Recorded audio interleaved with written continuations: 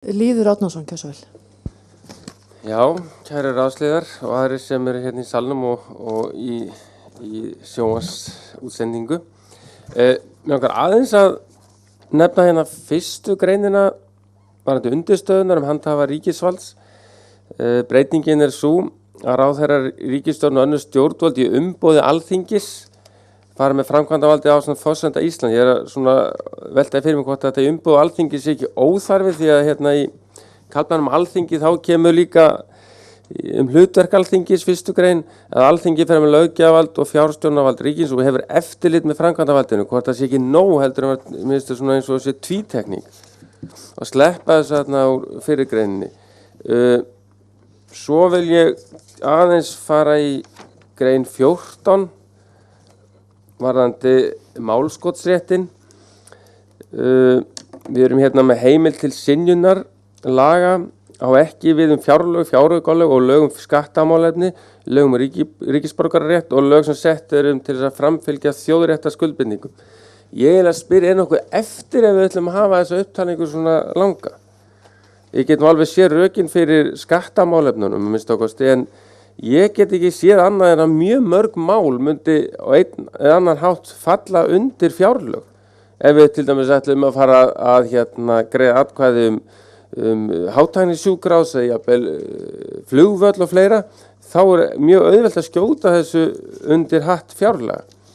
Þannig ég held að við ættum aðeins að endurskoða þetta. Svo kemur grein 17 sem Pétur var að minnast á, að 2/3 hluta þings þyrfti til þess að samþykkja fjárhagslegar skuldbindingar einkaaðila eða ábyrgð á þeim.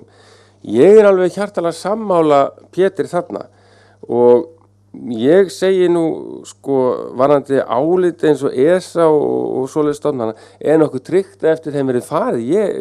Ég hef ekki séð það að íslensk stjórnvöld hafi farið svo mikið eftir svona álitum og minni þá til dæmis álit mannréttindanefndar Sameinuðu þjóðanna varðandi jafnræði þegnanna í kvótamálunum. Og ég verð líka að minna það að viljum við að frelsi geti varast án ábyrgðar. Ég held að svona ákvæði að stjórnvöldum sé algjörlega óheimilt að gangast í ábyrgð fyrir skuldbindingur á einkamarkaði. Ég held að sé bara frábært aðhald á einkamarkaði. Við viljum frelsi, ég held að við sem öll sammála það, en það verður bara að gjöra svo vel að taka með sér hinpakkan, það er ábyrgðina. Þannig að ég legg mikla áherslu á þetta að verið samþykkt. Varðandi fjáraukalögin og greiðsluheimildirnar, þá finnst mér þetta mjög góð viðbót og fagna henni mjög. Svo ætla ég að gera smávægilega athugasemd við kafla ráðherra og ríkisstjórn, fyrstu grein. Þar kemur fram í 3. málsgrein bóki ráðherra andstöðu við ákvörðun ríkisstjórnar ber hann ekki ábyrgð á henni. Ég held að þetta aðeins að byrja nefndina kannski aðeins að íhuga þetta og skýra hvers vegna hún hefur þetta inni. Það voru auðvelt fyrir ráðherra þá skjóta sér undan ábyrgð, þetta er líklegast ofnotað. Svo ætla ég aðeins að minnast á grein 5 sem í sama kaflanum með ráðherra og ríkisstjórn og það semst með ráðherra og Alþingi. Valkostur 2, það að segja að alþingismaður sem verður ráðherra segja af sér.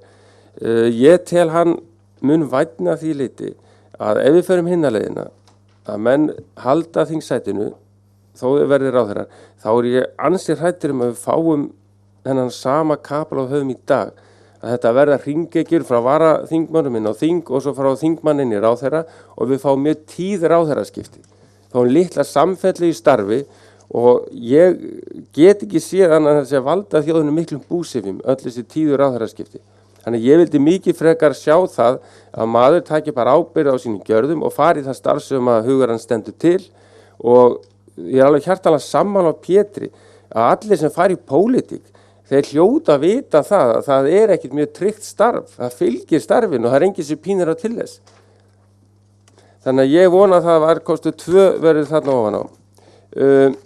Svo ætla ég að víkja einu sem Vilhjálmur nefndi varðandi forsetann og skipan dómari í embætti sem að stendur enn í tillögum C-nefndar. Það er spurning sko, við þurfum líka að ræða þetta hvort að forseti áfram að skipa dómara og þá líka saksóknara öfugt. Ég held að þetta mál sé ekki útkljáð hjá ráðinu. Að öðru leyti fagna þessum tillögum fyrst að svona orðið nokkuð heildstæður pakki og þakka bara BNM kærlega fyrir. Takk.